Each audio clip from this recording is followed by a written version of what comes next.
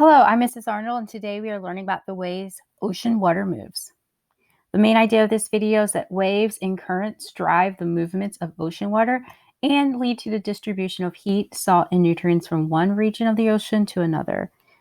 Essential questions are: what are physical properties of waves? How do tides form? What are the similarities and differences between various ocean currents? So a wave is a rhythmic movement that carries energy through space or matter. Ocean waves are mainly generated by wind blowing over the. Important things to remember about waves is that what is traveling through the wave is the energy, not the water. And also, when more energy is added, the wavelength and the speed of the wave is going to increase. I'm going to draw a wave, and we are going to label the different parts of the wave. It's very important that you do know this. So the highest point of the wave is called the crest. The lowest point of the wave is known as the trough. The wave height is going to be the vertical distance between the crest and the trough. So wave height, vertical distance between crest and trough. And then we have wavelength. So this is the wavelength, and that is going to be horizontal crest to crest distance. This slide is just a reminder that in a wave, energy is going to be moving. The water is just going to stay in the same place. The water is moving like a water particle here. It's just going to move around in a circle and then return to its same spot. So the water particle itself is not traveling across the ocean. The energy in the wave is traveling through the water, and the water particles are just simply going around in a circle and returning to their same position.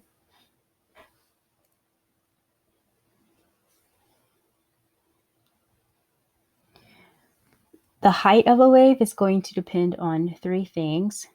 The first thing is the fetch, which is the area of water. The second thing is wind duration, which is how long wind is blowing.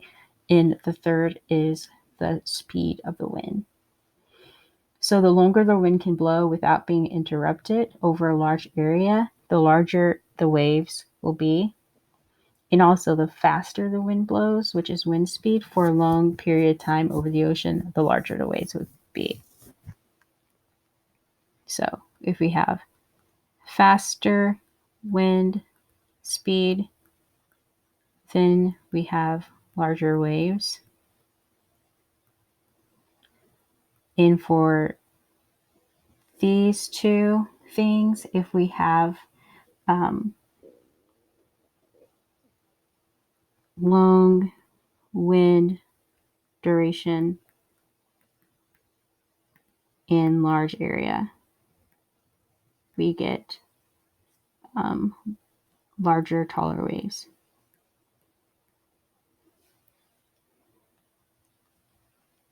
A breaker is a collapsing wave. What happens with a breaker is that the wavelength is going to decrease and the wave height increases as the wave nears the shore. Okay, so wave length decreases, wave height, that's not, wave height increases as near shore. And the reason why that happens is illustrated because the depth of the water is getting smaller as you get closer to the shore. So then the waves are going to start getting shorter and the height starts to get taller. And those are breakers. Tides are the periodic rise and fall of sea level. A high tide is the highest level to which the water regularly rises.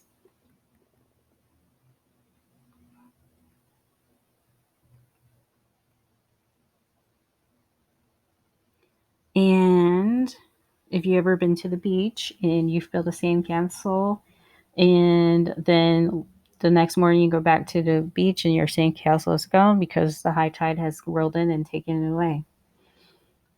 In the low tide is the lowest level of the ocean water at the shore.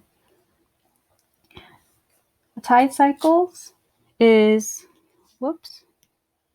going to be basically we have differences in topography and latitude causes 3 different daily tide cycles. So these daily tide cycles are going to depend on the topography and the latitude. So we can have a semi-diurnal tide cycle in which you can see twice a day we have high tides that occur and they occur at the same distance. There's the mixed tidal cycle, and then there's the diurnal tide cycle. Okay. So tidal range is going to vary from place to place.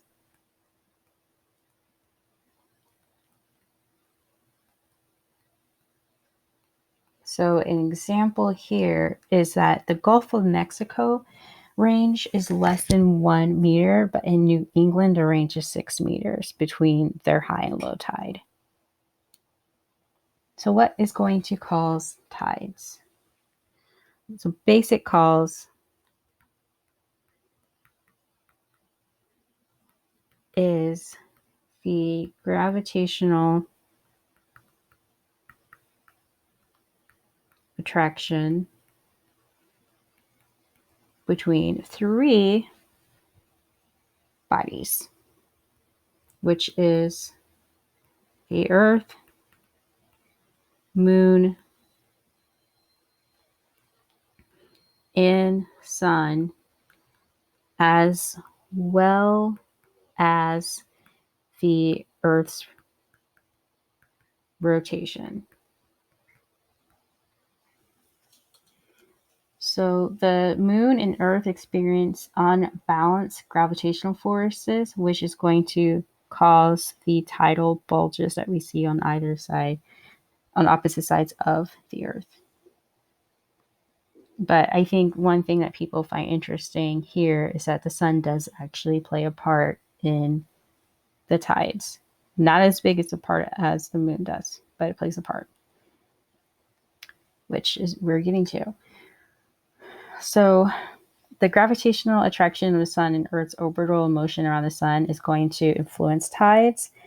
But once again, the sun does not have as big as of an influence as the moon does. So lunar tides are more than twice as high as those caused by the sun because the moon is closer to Earth. There are different types of tides. So we have a spring tide. This is going to take place when we have a full moon or a new moon. And when this happens, the Earth, the moon, and the sun are all aligned. So they're all in one straight line whether it's the full moon being on this side of the earth, and then the earth, and then the sun, or whether it's the earth, the new moon, and then the sun. They're all in one line. And so what happens with the spring tide is that the higher tides are higher and the low tides are lower than normal. So with our spring tides, we are going to see a wider range or distance between the low tide and the high tide. So the low tide is going to go out further and the high tide is going to come in closer. And this is going to happen at a full or new moon. A neap tide is going to happen during a first quarter moon or a third quarter moon. And when this happens, the sun, moon, and earth are going to be at right angles. So not in a straight line like we have for our spring tides. Okay, so when this happens, the solar tides diminish the lunar tides. And this is going to cause, so let me write that down. Solar tides diminish lunar tides. So high tides won't be as high as they normally are.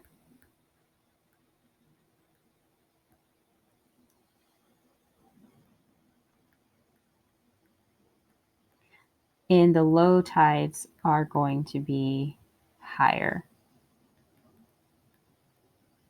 than normal. So high tides are lower than normal and low tides are higher than normal. So this is going to result in having a small tidal range. Where the spring tide makes a wider tidal range, this neap tide is going to result in having a smaller tidal range. Okay, so currents can move horizontally, which we are more familiar with, but currents can also move vertically in the water. And currents are classified by whether they're surface currents or deep currents.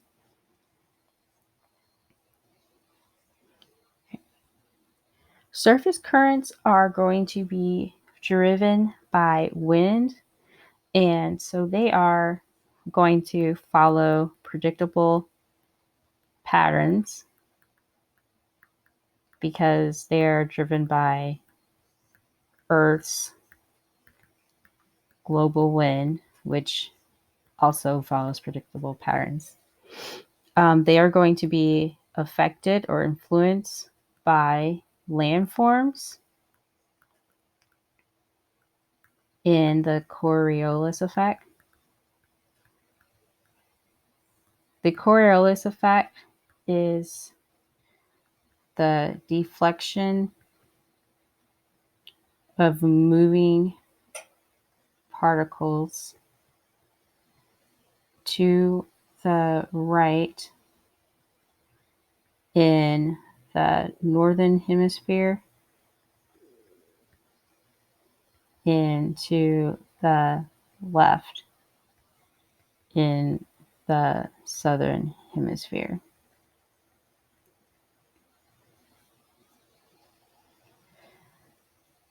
And one thing that I want to mention here is the Gulf Stream current, because currents can also influence the weather in places. So the Gulf Stream current is going to be a very important current because it carries warm water from off the coast, east coast of the U.S.,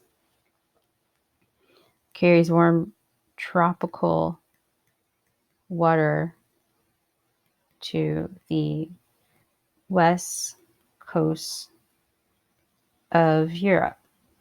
And this actually helps moderate their climate and make it a lot warmer than what it would have been if this Gulf Coast current wasn't carrying up um, that water. A density current is our deep ocean current. These are going to be cold. So remember, cold water is more dense. And they are also going to have a high salinity. So recall that having more salt also makes the water more dense. So these density currents are deep ocean currents that are the result of density differences in water masses. There are 5 major gyres. We have the North Pacific Gyre, the North Atlantic Gyre, the South Pacific, the South Atlantic, and the Indian Ocean. These wouldn't happen if there were no land masses. If there were no land masses, then the currents will just keep going straight. But since it runs into a landmass, the landmass deflects it and causes the gyres to happen. These gyres also are where we see things like ocean trash accumulate. So in the Pacific, we have the Great Pacific Garbage Patch, which is really big. That's due to the gyre that just keeps it in that area. Hopefully you can tell here that in the Northern Hemisphere, these are going to go in a clockwise direction due to the Coriolis effect. And in the Southern Hemisphere,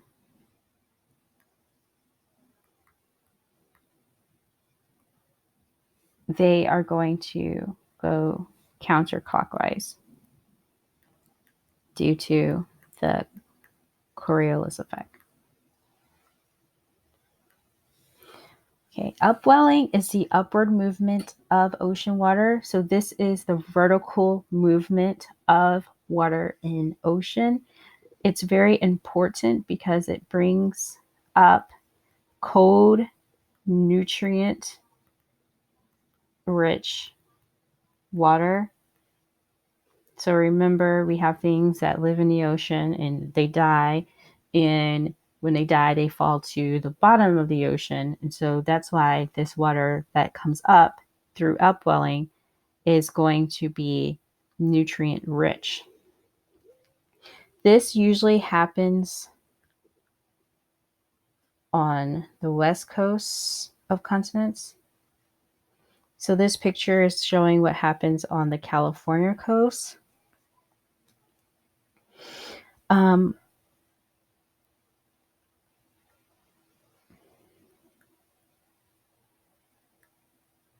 And upwelling is also related to El Nino.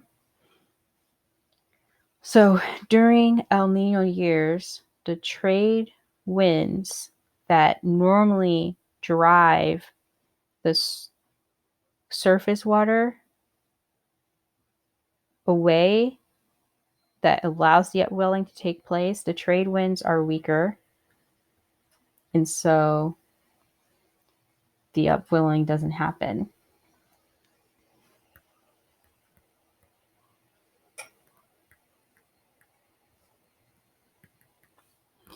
This means that no nutrients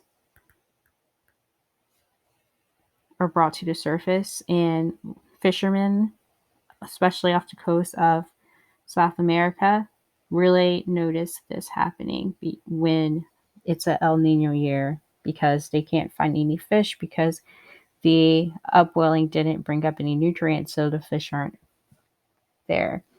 El Nino is also going to affect weather patterns around the world.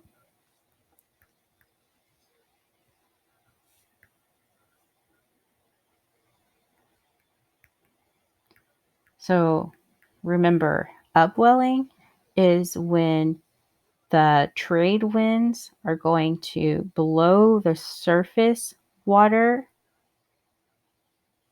okay, away from the coast. And then that's going to allow the deep, cold, nutrient-rich water to upwell. When that does not happen, when these winds are not strong enough to drive that surface water, then we get the El Nino. And the El Nino then is going to really change water patterns in the ocean. Because what happens then is that one part of the world that is usually getting wet water, because this part of the ocean hasn't shifted over, they're not getting any of that weather, and it just really changes all the other different weather patterns that happen in the planet. It's actually really interesting. So in review, we learned about waves, tides, and currents, which are all ways that ocean water moves.